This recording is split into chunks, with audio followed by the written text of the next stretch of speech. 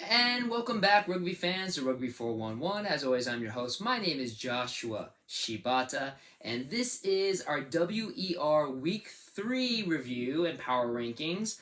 Um, I'll admit, kind of an interesting week. Some very lopsided games in this competition, but with a new fledgling promotion like WER is something that you kind of expect, but it will lead to some I feel, very exciting games in the near future. If you've never seen my power rankings before, it is all about what you do on the pitch, not necessarily about win-loss records. So even though you may have a team that's sitting on the top of the conference table, um, they may not be the same team that's sitting on the very top in the power rankings. It's all about what you do on the pitch in the now, not necessarily what you've done earlier in the season. It's also about who you beat, where you beat them. Home pitch is a thing. If you're a low ranking team and you beat an upper ranking team, you're going to jump higher than if you are a high ranking team beating down a low ranking team, because technically you should be doing that, right? So, yeah, let's get into the power rankings. So, unfortunately, number 6 is a team that has been pretty much winless so far this season and really been struggling quite a bit. The Chicago Tempest, who fall to the Boston Banshees 65-12. Yeah, I mean, this game started off pretty competitively, including a couple of tries from Lauren Fergie, the Boston hooker. But after that, yeah, it was pretty much just all Boston. Chicago did try to put in a couple of tries, but the thing about this game is that Chicago did a lot of self-inflicting errors, unfortunately. Like, for example, there was, after a try was scored by Boston, Chicago kicked the ball right to. Actually, I'm sorry. After Chicago defended the goal from Boston to prevent the try from being scored, and it was a goal line dropout, Chicago kicked the ball right to the Boston player, and the Boston player just ran right in for the score. Another one that Chicago had the restart and they didn't kick the ball 10 meters. It's simple little what we call coach killers right there that really hurt. And unfortunately, all those errors against a very game and competitive team like the Boston Banshees, Chicago just not in it. Do have to say again, if you want to see a rugby game in a beautiful stadium, Martin Stadium on the campus of Northwestern University, especially when the weather is as good as that game was. It's just a beautiful sight to behold. But Chicago, unfortunately, 3 games at home, they have yet to win a home game.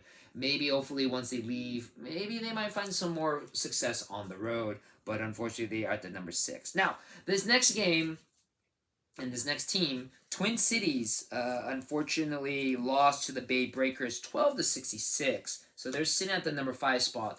Unfortunately, that game was not aired. Now, if you're new to my channel, I make it a point to watch every game that airs. So since I've started this channel, I've seen every Major League Rugby game that's been played. I never miss a game.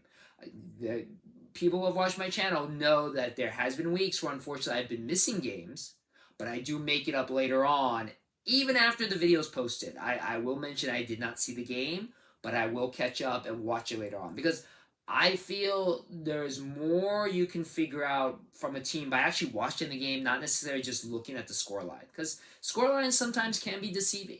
Scores might be a little bit closer, but you watch the game and you realize, no, the game wasn't as close as that. It was just, in the end, the team that was dominating just kind of pulled their foot off the gas and just kind of let the other team kind of catch up a little bit. But they weren't going to win that game. So, that being said, I want to say that the Bay Breakers, after getting trounced by Denver last week, completely came back and destroyed the TC Geminis at 66-12. But again, I don't know really too much more of that game. Also, too, kind of sucks because for stats wise, I'm a huge stat head. I don't know who scored all these 66 points. So a lot of the stats I'm going to come up with later, theoretically, like who has the most tries right now, it's just a theoretical, because I don't know what the Bay Breakers did and I don't know what TC did. Bay Breakers obviously scored a lot of tries because they scored 66 points, but who scored those tries, I don't know. So unfortunately, that game, the WER announced that they weren't going to be able to show the game because of a venue issue. It was in the Bay Breakers' home stadium, their home opener at the Great Bowl Stadium. in Indio, California, which kind of sucks because you'd love to see a home opener on TV, but yeah, wasn't meant to be. So that game is a lost game, unfortunately.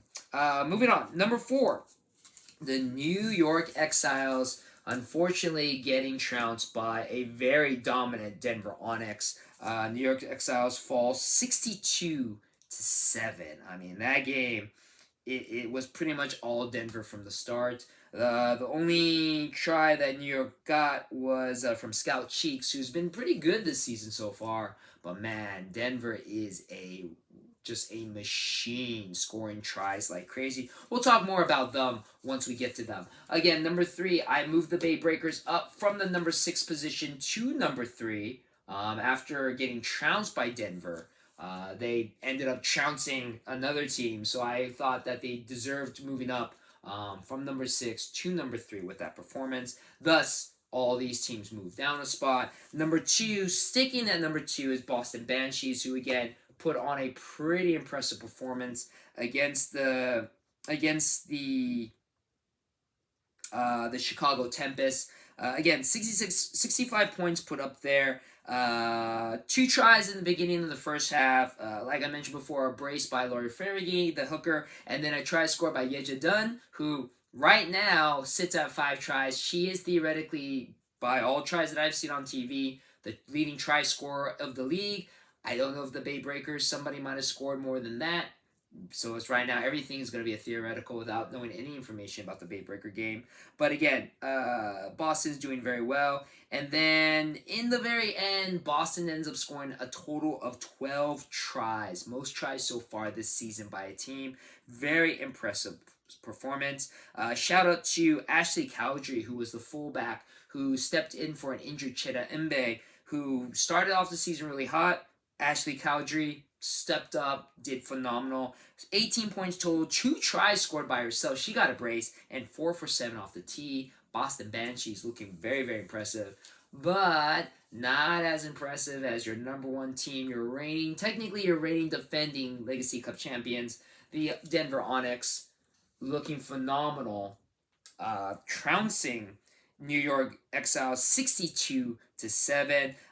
You talk about how Boston did a great performance. Denver, after scoring 9 tries last week, they scored 10 tries this week, including 2 more tries by Erica Kolobe, who has been phenomenal. She's just electric. She is such a star on the pitch. Kula Bailey, sorry, that's how you pronounce her last name. And then also a couple of tries from Sahir Hammond.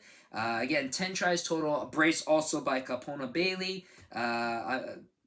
They've just been phenomenal. Mackenzie Hawkins, shout out to her, team captain of the team. She was phenomenal off the tee. 6 for 10, 12 points total. Yeah, Denver just looking phenomenal. Now, again, I'm curious as to see Mile High City in Denver. They play in at Infinity Field, which is, higher elevation, not an easy pitch to play. We'll see if Denver can still repeat it while they're on the road. But right now, Denver looking like the dominant team. So, again, there was, a lot of very lopsided games in this one. 66-12, 62-7, 65-12. Again, you kind of see the disparity at the beginning of any start of the season. But these 3 teams, granted, granted, we've already seen Denver and Bay Breakers play against each other, and Denver completely trounced Bay Breakers. But these 3 teams will definitely have some exciting showdowns against each other. I'm hoping, New York has shown some sparks of life. I'm hoping that New York can kind of be that team that kind of jumps into the top 3. I don't know exactly how the playoff format is going to work. I'm assuming it's going to be the top 4 teams, just like they did with the Legacy Cup. So again, I can see New York fighting for trying to get into the top 2 position. TC and Chicago right now looking like the teams that are struggling. Another wrinkle that should be kind of interesting is that this is very similar to how it's done in Europe. We do have, of course, some international matches that are going to go on with the Women's USA Eagles members, and those members are spread out throughout the league. So when they have to go, which is going to be later this month. They have a game against the Japan national team in LA, which if you don't have tickets now, RFCLA is doing a deal where you can watch the RFCLA Cali Cup match with San Diego and get tickets to the USA Women's Japan match later on that afternoon. 2 games for the price of one, from what I understand. Great deal. Come on out. It's going to be amazing. But again, those players who are USA Eagles members, they are going to play that game during the middle of the season, so they can't be here. So it's going to be interesting to see what reserve players have to come in to fill those shoes. And will you still see the dominance by Denver? Will you still see the dominance of the Bay Breakers? They have a lot of Eagles on this team. So it would definitely make it interesting to see how those things change. And that's something you see in European teams in rugby when they play the European Cup. A lot of those club teams do have members of the British national team that have to go and play. So it gives a lot of the reserve players and a lot of players that don't normally get a start a chance to show their craft onto the pitch. So it's awkward. I remember when I first started watching European rugby that I felt that kind of was a drag to coordinate games during the middle of the season. But I think, again, it gives a lot of these younger players who are not Eagles members, who have the potential to show their abilities on the pitch, who are not starters, have the ability now to become starters because the normal starters are not playing anymore. So it definitely will make things very interesting in this WER. So I'm excited for that. But right now, this is our power rankings. Denver Onyx looking very, very good at the #1 spot. We'll see how it continues on because, again, this is only week 3 of the season. We still got so much more to go. So we'll take a break here and we'll get ready for our preview of week #4. All right, let's do our preview of week 4 of WR action. Only 2 games played this week. 2 teams are on a bye. Again, you can watch all these games live or on demand on the DAZN streaming service. That's DAZN, DAZN or DAZN, don't know exactly how to pronounce it, but absolutely free. Don't have to pay for anything. There is content on there, usually associated with kickboxing, boxing, some international sports that you can pay for if you want, but to watch WER action, absolutely free. And a pretty good service. It's not too bad. Their on demand pretty much comes up right away. Like I said, unfortunately, they do not have the Bay Breakers game from last week, but thus that is what it is. Now, so far this season, I've been pretty good with my predictions. I'm 5-1. I was a perfect 3-0 last week, hoping to continue that today. Like I said, only 2 games, 1 on Saturday, 1 on Sunday. So add that with the Major League Rugby games, you have a full weekend of amazing rugby action. Starting Saturday, April 12th, 12 p.m. kickoff time, Chicago Tempest taking the trip to Infinity Park to take on the hot Denver Onyx, your reigning defending Legacy Cup champions. Chicago still looking for their first win, 0-3. Denver has scored 19 tries so far in just the first 2 weeks.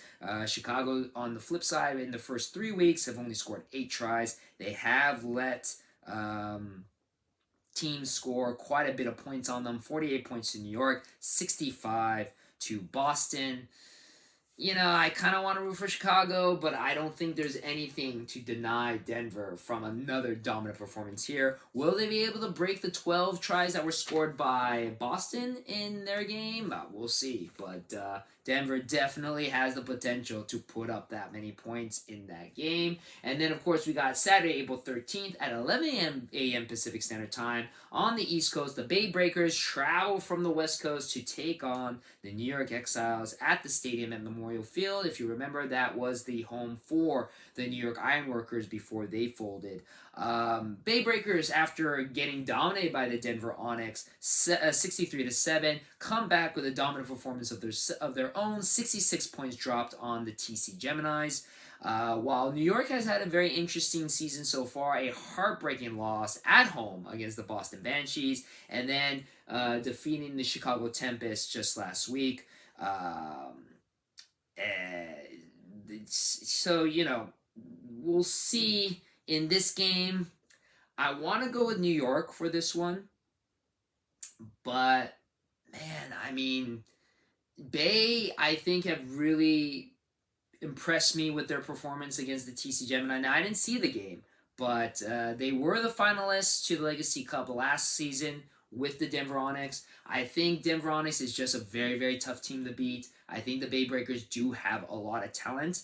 This will be a close game, but I really do feel that the Bay Breakers have the potential to win in New York, and I don't know if they'll be very dominant. It could be a shootout of a game. New York has proven that they can drop quite a bit of points, but even though they did lose to Denver last week, 62-7 as well. So again, with the fact that the Exiles have struggled with powerhouse teams like Denver, I think they will struggle with a powerhouse team like the Bay Breakers, and I think Bay will get the away victory for week number 4. So again, thank you very much for checking out my video with my coverage of the WER. I know, again, it is a fledgling promotion. It's not perfect, especially with the telecast, but it is still some very exciting rugby. And if you want to get to know the stars of especially USA Rugby, women's, man, look no further than WER. I'm hoping that eventually we'll start to see some international players come in, just like Major League Rugby. I know that's a controversial take,